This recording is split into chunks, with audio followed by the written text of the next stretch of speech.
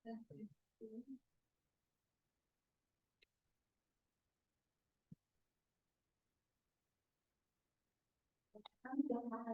to talk about graph of calculation between public key quantum money and condition with functions. This is a joint work with Xiaoyang Dong from UCSB and Harry Wen from Columbia University.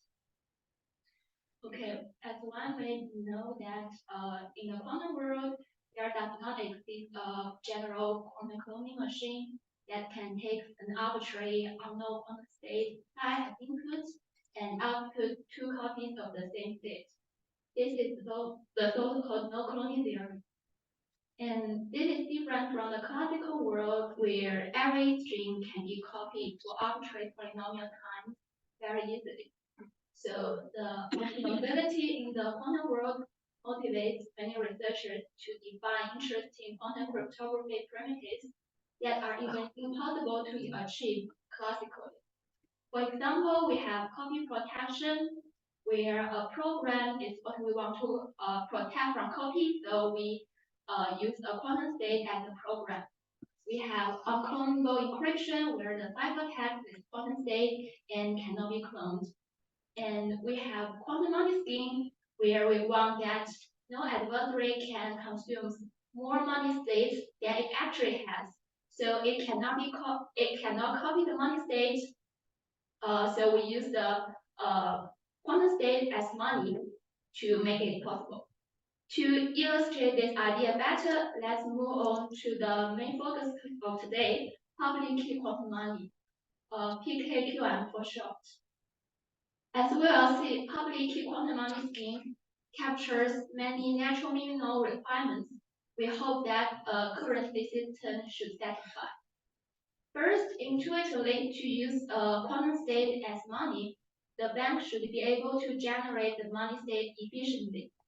This is captured by a key generation algorithm, which takes the security parameter as input and outputs a public key secret key pair, and a minting algorithm, which can generate the money state with the secret key. So in the scheme, the bank will run the key generation algorithm, and the public announce the public key, and it will keep its secret key later to produce the money state. Besides, all these parties should be able to check whether a money state is valid. This is captured by a public verification, which takes the public key as input and output whether a ledger money state is accepting or rejecting. So in the scheme, when a user sells something to get the money state and it doesn't trust the party who sent the state, he can just run the public verification by himself and decide whether he should accept or reject. So for correctness,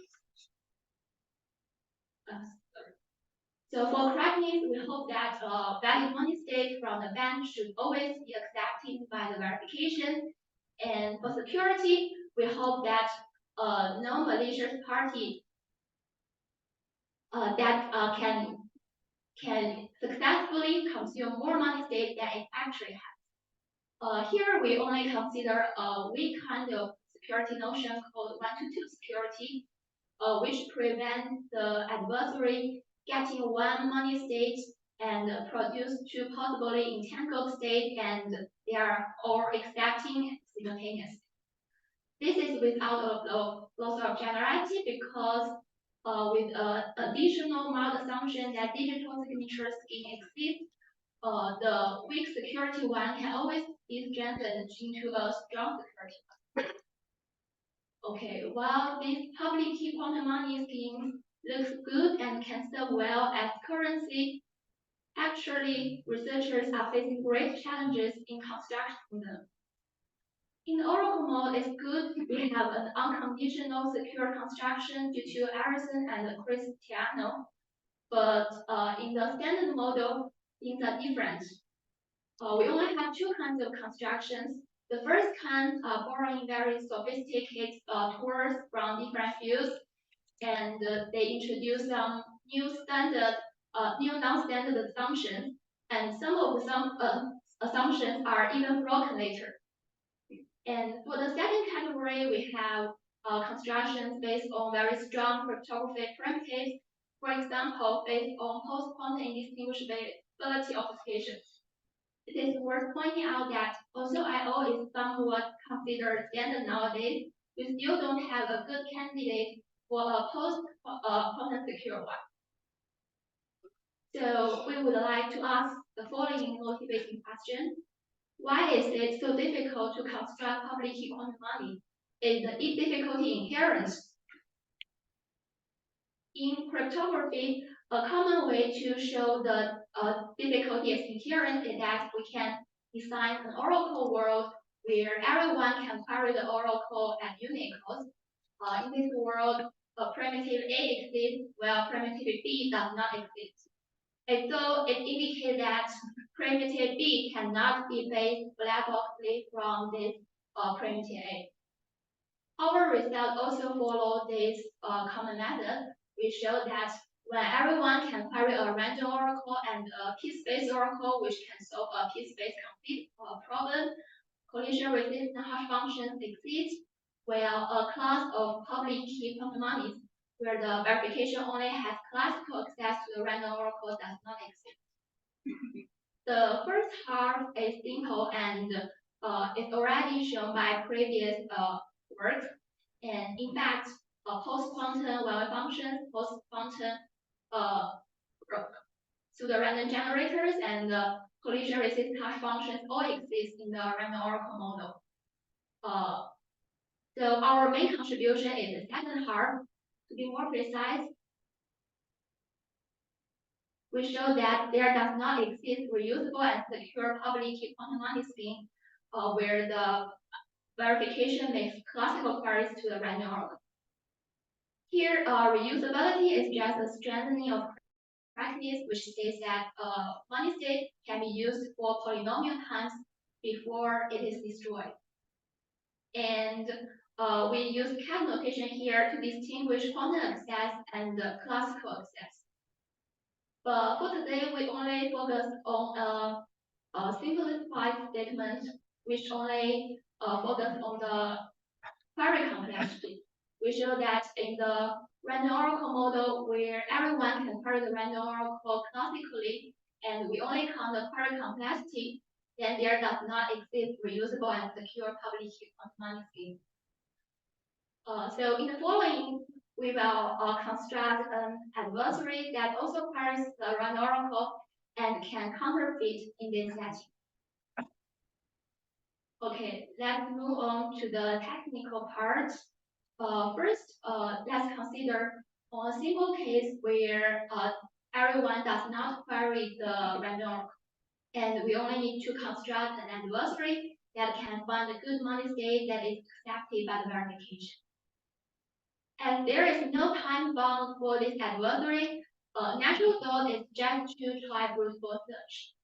That is, the adversary just gets a random state, say by uniformly sample a vector of norm 1 up to some precision, and check if it is accepted by the verification with high probability. If so, just output it, and if we run out of times, then just output just check. Because there is no time bound, and we can try for say exponential times or even double exponential times. It is easy to see that this works. We can synthesize a good money state for the verification as long as there indeed exists a good money state. We will call it as a synthesizer and denote it as thing. Now let's move on to a more interesting part where everyone can query the random oracle.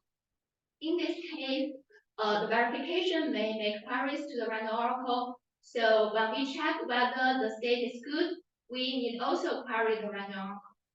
And the number of iterations may be exponential or even double exponential, which is far beyond our power of the adversary. So the previous method does not directly work. So how to fix it? Our key idea is just to find a proper database key and to replace the random oracle. To be more specific, given the money state from the bank, our adversary will try hard to collect important queries into a database D and then just code the synthesizer to synthesize a good state for this simulated verification, where all queries to the random oracle are handled by this database D. Here, this simulated verification does not query the random oracle, so our synthesizer can work as long as there indeed exists a good money state for it. From now on, we will denote this simulated verification always in blue, and the real verification always in black. So, what requirements should the database D satisfy? Intuitively, if we collect all the important queries such that the simulated verification behaves exactly the same as the real verification, then we definitely have done. But actually, these are even easier than we expect. We only need that these two verifications behave similarly on two specific kinds of states, on the money state and on the synthesized state data. This is because it's so that by reusability, the real verification must accept on this money state. And so the simulated verification should always also accept on this state as they behave similarly on this state. And so the blue simulated verification indeed has a proper good money state. So our synthesizer works in this case. Thus, this simulated this sigma is also a good money state for this blue simulated verification. So it accepts on this state, and so does the real verification. And record that our adversary will output two copies of sigma and hope that it passes the real verifications. So it is indeed what we want. And the question remains how to get such a good database. Our intuition is that although there may be many points in this random oracle, but there are not so many important points there. In the sense that all except polynomial bits points are just random. To formalize this idea, record our the security game. At the beginning, the bank may query the random oracle on some points to form a database D key generation and D means. And then our adversary will query the random oracle on some points to form a database D. So at the point of when the adversary outputs something, or except this D prime position are not queried, and so they are indeed truly random. Therefore, this real verification behaves exactly the same as the similarity verification, where the random oracle is replaced by this D prime. So if our adversary fails sometime in the sense that the database it outputs is not good, then the real verification must query some points inside D prime, but outside D.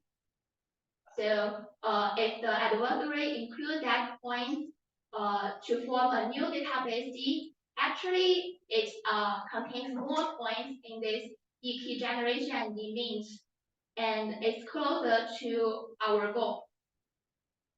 Since there are only polynomial points in this D key generation and D means, so the adversary can make at most polynomial mistakes. We can try to run for large enough times to reduce the simulation loss to inverse polynomial, and that is sufficient for our purpose. Okay, so here is our construction.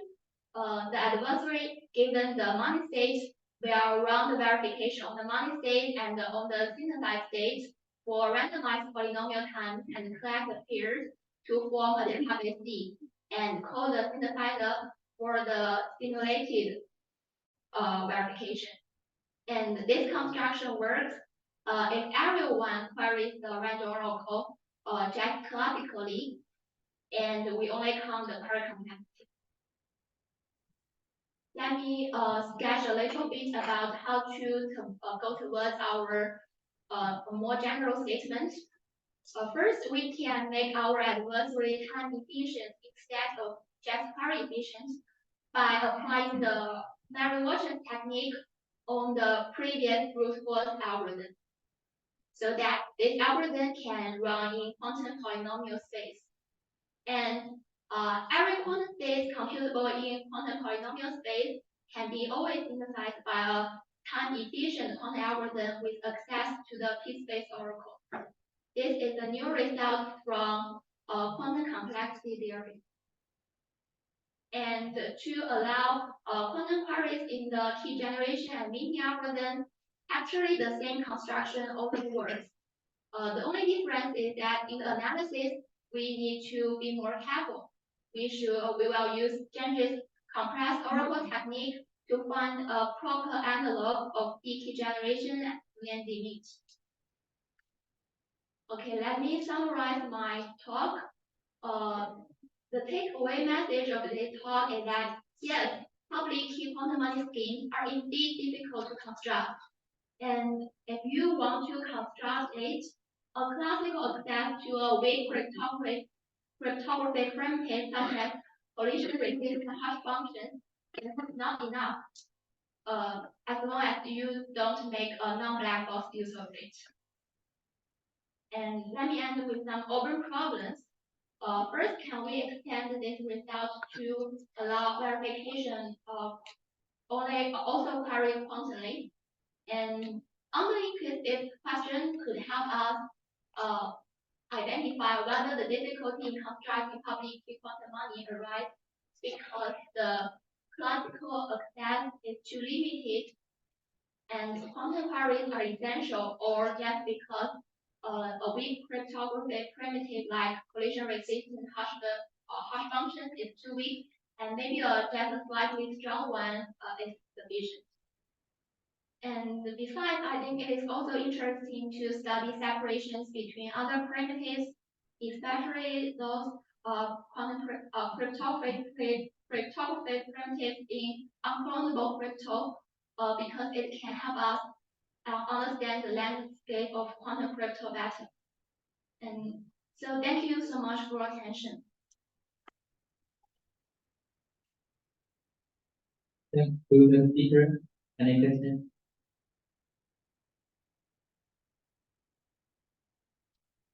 No questions. Thank the speaker again.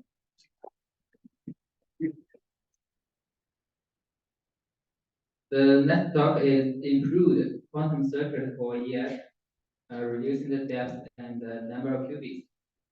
The authors are Qun Liu, Arthur Neal, Zheng Zhao, Meiqin Wang. The speaker is Qun Liu. Welcome.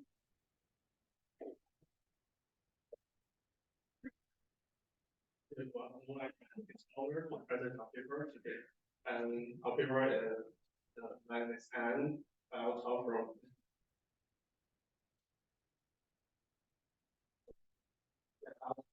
the 6 facts, and first let's talk about the motivation. And the quantum computing presents both the challenges and opportunities in the crypto, and they become crucial to investigate the security of primitives against the quantum attacks. So the first quantum algorithm is a short algorithm. It threatens the many cryptography protocols such as RC and ECC. And for the symmetric key ciphers, the Brewer's algorithm is a threat. It can threaten the maybe the hash function and the symmetric ciphers and algorithm, like the Siemens algorithm, it finds a hidden relation between two sets of the binary strings, and or the CNS algorithm is proposed at Asiacrypt 2017. It's quantum clear storage algorithm without the large QRAM, and also there are many others. And in 2016, the NIST call for PQC it wants to standardize the cryptography algorithm cipher that could resist attacks from both classical and quantum computers. So it used the AES quantum circuit results estimates. Specifically, the security categories 1, 3, and 5 correspond to recurring attacks against the AES. Like this table, we can see addition to the gate count, another important metric like the max step has been introduced. It is to fix the running time of the quantum circuit. And we can see some related work. The Brussels is proposed novel zigzag architecture like this. It only use 4 lines to save the values in the middle. And in 2019, the Vandenberg et al. Presented the new circuit for AS, and at Asiacrypt 2020, Zhou et al. In their paper further refined the zigzag architecture. Like this figure, we can only use 2 lines to save the middle values and use 1 line to save the key values. And then at Eurocrypt 2020, James et al. Proposed several innovative methods to reduce both quantum depth and the cubic counts. It is called the original pipeline architecture. We can say it uses the S-box and then executes the reversal of the S-box in the same rounds. And at Asiacrypt 2022, Huang et al. Present new methods to reduce the T-depth, and it achieved state-of-the-art quantum circuit application for the AES. And there are many ongoing contributions from Li, Lin, Zhang et al. And this effort shows the dynamic nature of the field and explore the various areas to improve the performance and security of the AES in quantum setting. And then we introduce the quantum circuit. It's the construction of the quantum circuit involves many gates, like this, the hardware gate, the phase shift gate, signal gate, and T gate, and their method like this. And our goal in this paper is have 5 aspects. The first is what is called bit complexity. It is the number of logical qubits needed in the circuit, and the T-depth is time complex. It is required to execute the non-parallelizable logical T-depth and T-gates. And the third is T-depth cost. It is the circuit complexity determined to the products of the time and the space complexity. And then we have another 2 goals. In the 4 depth, a forward-looking perspective suggests that each gate has 1 depth, while the T gates cost similar to the other gates. And the final goal in the gate count is the gates used in our circuit. And we need to talk about the AND operation. The quantum AND operation, we can see that, as you all know, the Clifford gates are much cheaper than the T gates. So in our quantum circuit, the AND operation A and B is only source of the T gate. So we need to consider how to implement the AND operation. We all know that we have many methods to implement the AND operation. So like this, we can use the totally gates with TDF1 or 2 or 4 to achieving the quantum AND operation. And we can use the quantum AND gates. It is similar to the totally gates, but we can see the output must be 0. So this is the difference. And we can treat them as a unified operation. So we use the operation A, B, 0 to A, B, A, and B. Use this method, we can treat, we can only consider the implementation of the AND operation, and how to split the quantum AND operation is up to you. And so we said like this. It is a figure of the totally gates, and we set C a 0, so we can split it into the totally gate or split it into the quantum AND gates. And then we introduce some improvements of the components of quantum circuits, or AES. This is the AES family, and it is similar to us. We can optimize the S-box and the mixed columns in Y depth, T depth, and gate counts. Yeah, in the previous work, they always do this from the classical circuit to quantum circuit. We can see the figure at Eurocrypto 2020.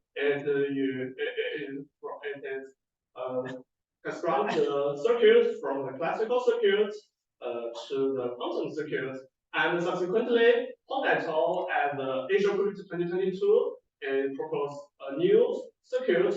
You can reduce the T depth 4 while keeping the number of qubits, and T depth 3 with more qubits. Like this figure, we can see we reduce the T depth, but we use more qubits.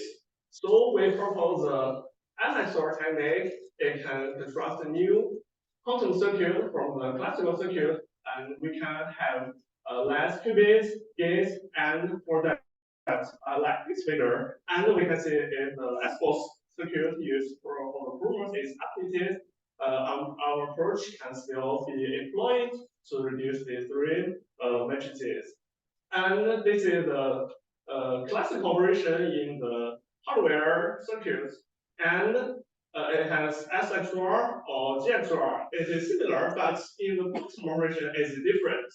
The SXOR is related to the updating operation, and the GXOR is similar to the creating operation. We can find the creating operation may have more cost. So we have an observation like this figure given the quantum circuit with a creating operation like this, and you see A and B. So we can reconstruct the circuit like this. It only use A and B, and C is not used in our method, in our circuit. So we propose an algorithm to identify the idle qubits in the circuit. So we can reduce the qubit counts and the gate count. This is the proposition, and we need to say that to successfully perform the conversion, both conditions like this must be satisfied, and we find filling to meet either condition may have a characteristics of the circuit. And this is our results. There are many implementations of S-box. We show the results using the totally gates, and without splitting the totally gates, we can see the ancillary qubits is from 120 to 74, and the single gates is reduced. And then we introduce the result to using the quantum AND gates, using Q-sharp to give the results estimation. We found the qubit counts and gate counts and the depth is reduced. Next, we introduce how to optimize the mixed columns. We also provide the property we have found. Given a circuit, we can give the qubits 2 states, unfixed and fixed. like this figure, if its value is changed, it is fixed, and if its value is not changed, it is fixed. If we can use the property to decide determine which step the gate is. So, and it is our results. Actually, the implementation of these codes has been widely studied, but the quantum depth is different from the classical circuit. So, we can see the results for the in-place circuit.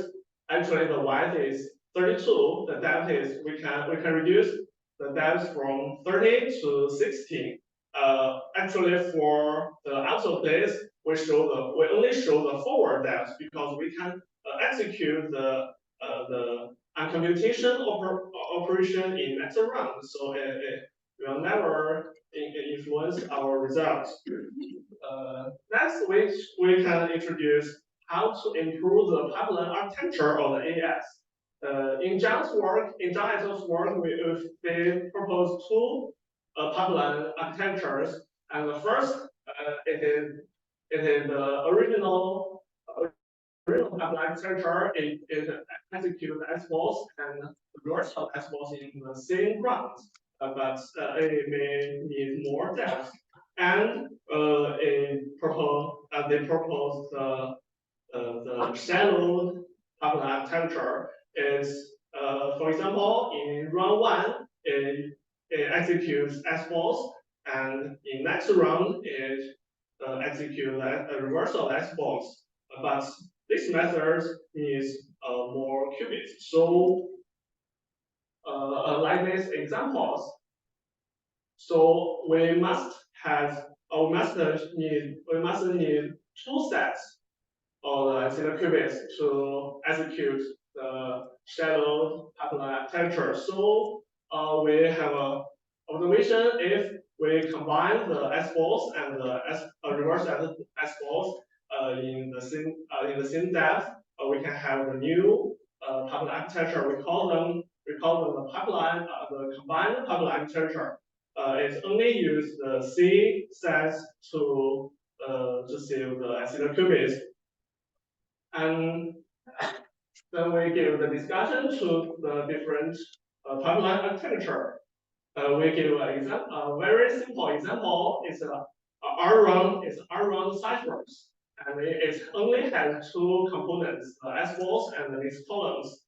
Their depth are shown them, and we found if DS is greater than DM, the shallow and combined pipeline architecture have the lowest circuit depth.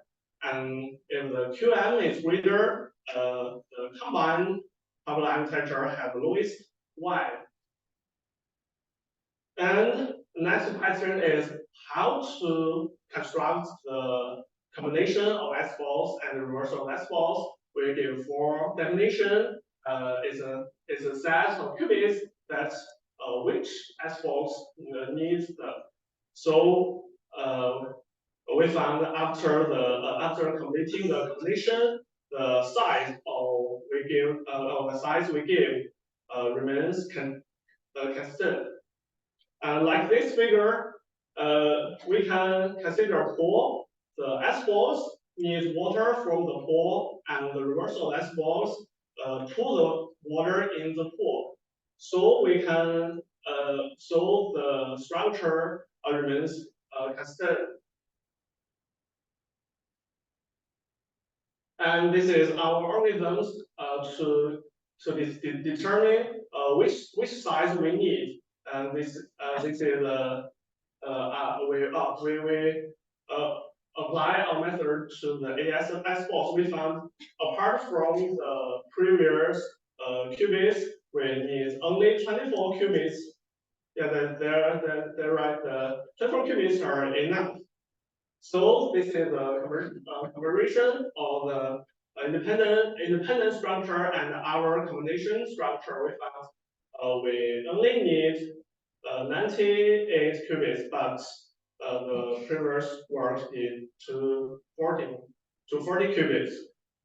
And finally, we improve the quantum circuit for AES, we give 24 different quantum circuits for AES. The AES have 3 variants, and we use different AND operations. The circuit without decomposing the totally gates, or we decompose the totally gates with T-depth 1 and 4, and we also use the AND-based decomposition to construct the AES quantum circuit. And then we use two types of the linear layers. The in-place layers, the depth is 6, and the auto-place circuit with depth 16. And for the whole circuit, we use a pattern and the project cube to construct the circuits and do the results estimation. And this is the result using totally gates. We found the qubit count is from 6,000 to 3,000, and the DDAP cost and other matrices are reduced. And this is the result of using AND gates. We found for the in-place variant, the circuit depth is reduced about 10%, and we also found that using the quantum AND gates and auto-place linear layers have a lower depth, so we just need only 730 depth. And then we apply our AES quantum circuit to the Gross algorithm. For the Gross algorithm, the UF is called oracle, and our quantum circuit is put in UF to do the K search. And the Gross algorithm, the process of Gross algorithm are shown in this slide, and we can skip. Yeah, finally we need to apply the raw iteration repeatedly. And then this is our results. We found for the first version, we just need one plain text ciphertext pair. But for other 2 types, we need 2 plain text ciphertext pairs to determine the K. We found our results animation have a lower complexity. And finally, we introduce improved round-in-place quantum circuits. For the zigzag architecture like this is approved in 2016. It is used to reduce the qubit count in the quantum circuit. And at Asiacrypt 2020, Zhou improved the zigzag architecture and implement AES 128 with only 12 qubits. And the total case is only 2060. At Asiacrypt 2022, Poleto proposed the running place architecture to improve the results. So we can introduce the running place architecture briefly. Like this, the UF, maybe we can call it the S box, and the reverse of the UF is the reverse of the S box. So we want to construct the reverse of the UF. We can achieve the in-place circuit by swapping X and SS like this. Huang et al. Produced a method to construct it. They can achieve it only adding some kits. So we apply the method in our quantum circuits, and we can construct our S-box running place S-box circuits, and we can give the running place AES circuit. And then we can use the conjunction to construct the low wide S-box circuit, and using the method, and we can construct the S-balls with qubits 70. And using the S-balls, we can give a new results for the AS quantum circuit with lower DRAM costs. And finally, we introduce some future work. In the future, we can improve the quantum circuit for AS. Our method is used to transform the classical circuits into quantum circuits. And how to improve the classical circuit is also a question. Like this figure, it is a structure to implement the S-blocks. So we can split the S-balls with new methods, so we can improve the new results. And another question is how to construct the quantum circuit directly. It is still a question. In the previous work, we for components we do from classical circuits to quantum circuits, but we have not do from component to quantum circuit. So we should consider how to construct the quantum circuit. And the third question is the Gauss algorithms.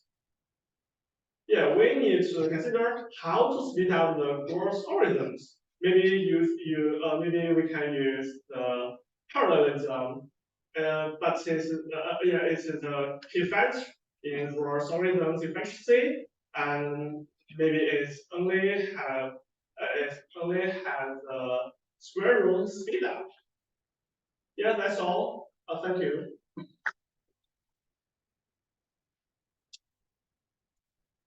Thanks to the speaker. Do we have any questions?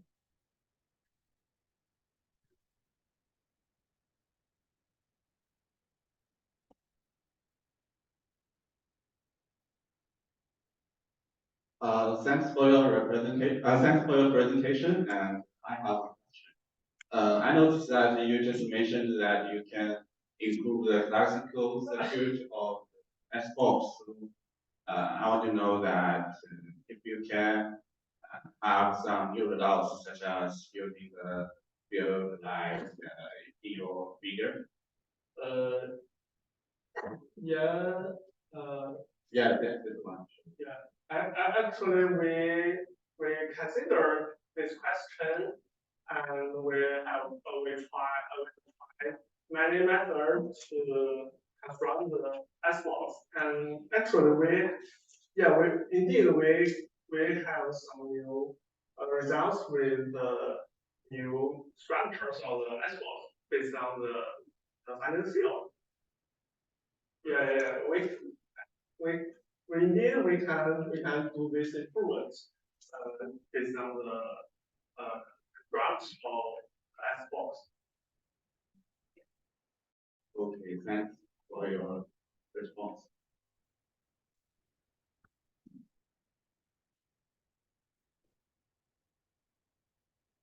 Could you go to the slide where you show the implementation of the end operation? Okay.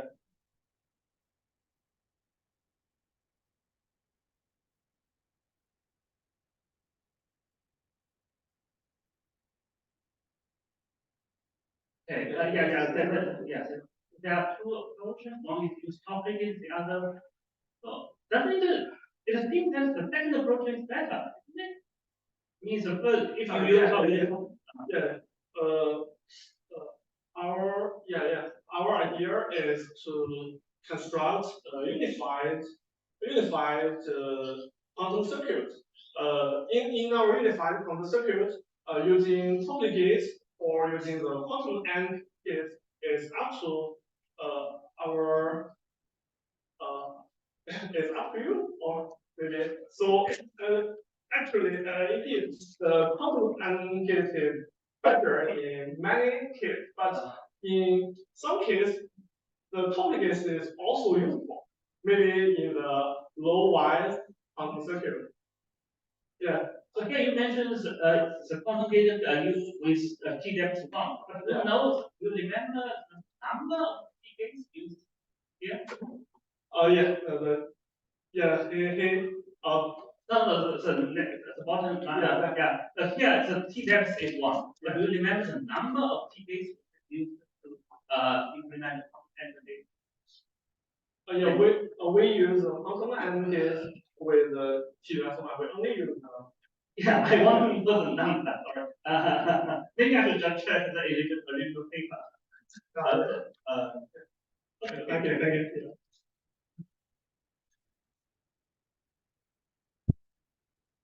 Thanks for the presentation. I have a small question. As you proposed some techniques of optimizing the implementation, have you considered applying those methods and the whole result? Yeah, actually, as long as the cipher has a similar structure, and we can use our method to improve it, and we also we do some we apply our methods to other ciphers like the SM4 is a Chinese centralization cipher. Yeah, they have similar S-balls and base columns, and the results is similar. Yeah, and thank you. Thank you, John. Any questions? Now I have a non-professional question. Given a task, can you possibly prove the number, a lower bound for the number of qubits? Oh, yes, I have not considered cipher, but I think it can. Given a t depth, given the number of t depth, can you possibly prove lower bound of the number of qubits? No, we have not considered this question. Okay. Yeah, thank you. Okay. Thanks to the speaker again. So this is the end of the session. Thank you.